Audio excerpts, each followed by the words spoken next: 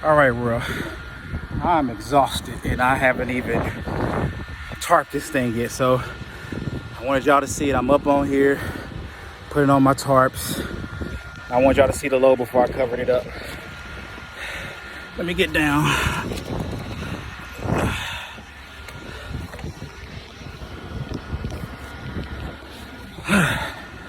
Yeah, you gotta Spider-Man it when you're flatbed. So here's the load.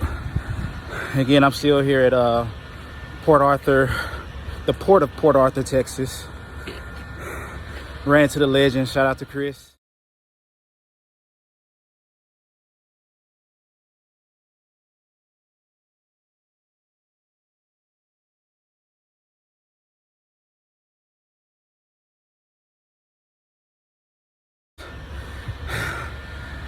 Always good when I run into him. This is actually my second time, so that's my load.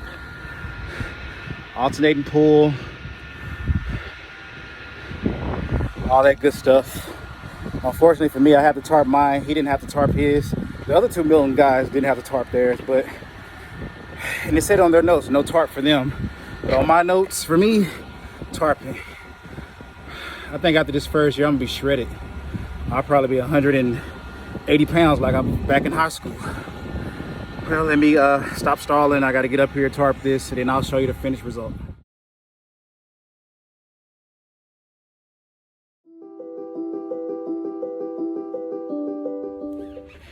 Good morning, everybody. Good morning, world. So I encountered the strangest things. I swear, I don't do this. I don't bring this upon myself or nothing like that. So I'm in Texas. I'm in Port Arthur, home of the legendary group UGK. I'm at the port of Port Arthur. I'm picking up some lumber. I'm here in Texas, for those who didn't know. So my home state. So I get here early. My appointment's at 7. I got here like at 6:30. No, 6:20.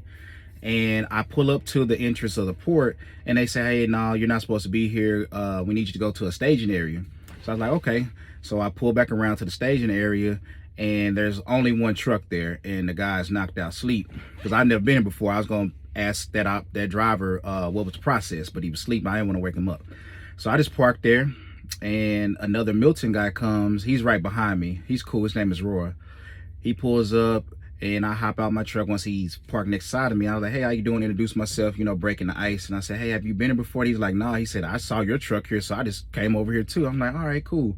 So I was like, because I always look at the reviews and stuff on Google about a place that I'm going to. And it said, number one thing you don't want to do is make the port dock workers upset because they can reject you, refuse you, you'll lose the load.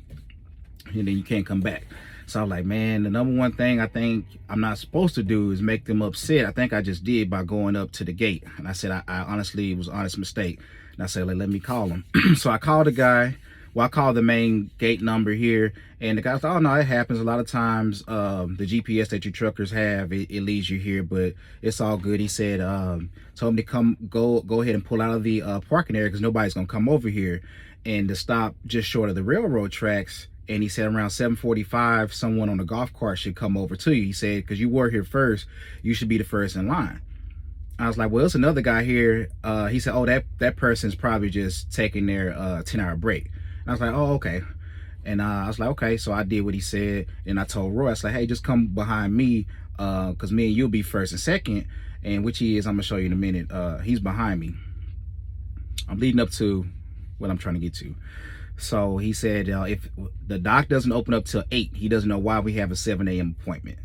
He said they don't open up till 8, but he said around 7:45, 7:50, someone usually comes out in a golf cart to come give you temporary passes to enter the port. He asked me if I had my TWIC card, which I won't show my information. I do. Got my TWIC card. And he said, because if I didn't, it's $75 cash. I was like, okay. So I got my TWIC card. So everything's cool. And I'm talking to my wife, and all of a sudden I see this other truck just pull up over here. Just pulls up over here, skipping me and Roy. And it's a million miler or influencer or something. I don't know who he is, but I'm going to introduce myself because I'm going to ask him why'd he skip us. I don't care if he has 1 million miles. He's been here 1 million years at Melton. you don't just skip people. You don't skip me. And then I don't know if you can see out my window, but Roy's right there. So he clearly saw us. He chose to pull over there, and he think he gonna skip us. He think he's gonna skip us, but you know, I'm sorry, I'm just putting you back on the stand. Think he gonna skip us, but you know, I ain't having that. So I'm gonna introduce myself to Mr. Million Miler guy over here, and we're gonna find out why he's parked illegally, Mr. Million Miler. Because you parked against the flow of traffic and you skipped us. Because I could have did that.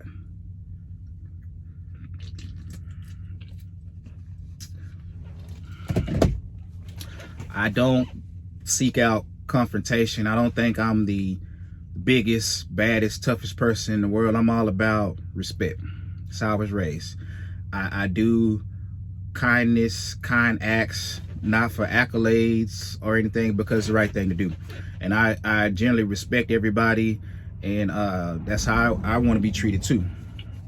That's how I was raised. But disrespect won't be tolerated. To blatantly come and pull in front of two of your own company people, I can expect this. If he was an owner operator from a different company, then yeah, I still would have spoke to him and be like, hey man, I've been here since 6. Why'd you pull over there? You know, I definitely, and that's something I'm gonna tell him. Like, why'd you pull over here and you saw both of us clearly over here on the right side of the street with the flow of traffic behind the stop sign, and it's an active train that comes through here. You parked against the flow of traffic just so you can skip both of us. Just because you are an influencer, ambassador, Million Miler at Melton, they don't give you the right to be a jerk. I don't care who you are. You definitely don't give me the right to do that to me. I don't play that. I don't do it to other people, and I don't want it done to me. So I'm gonna introduce myself to him, and we're gonna see how it goes. If it goes left, I'll record it, and it's gonna go left for him. It's always gonna go right in my favor. So y'all will see how that goes. But clearly he didn't want to wait behind us, and he parked on the wrong side of the road. And I'm hoping that they don't go to him first, because if they do, I'm gonna say something to him anyway. But I'm definitely going to he gonna know who I am after today. That's how it's gonna go. Whether I'm at a truck stop or just out here in a random street, I'm always dealing with foolishness, it seems like lately. Blatant foolishness. Truck stop, somebody blatantly blocking me in. Out here on the street, somebody blatantly skipping me, parking illegally and skip me. I can't make this stuff up. I'm not putting myself in these situations just for YouTube videos. These people are doing this, and I'm just documenting it. In case, you know, things go left, I can document that, hey, this is what happened. Let me go ahead and introduce myself to this guy.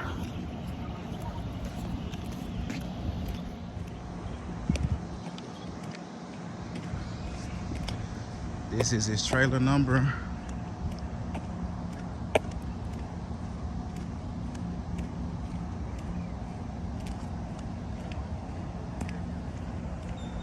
This is his trailer number. This is this ragged looking guy right here.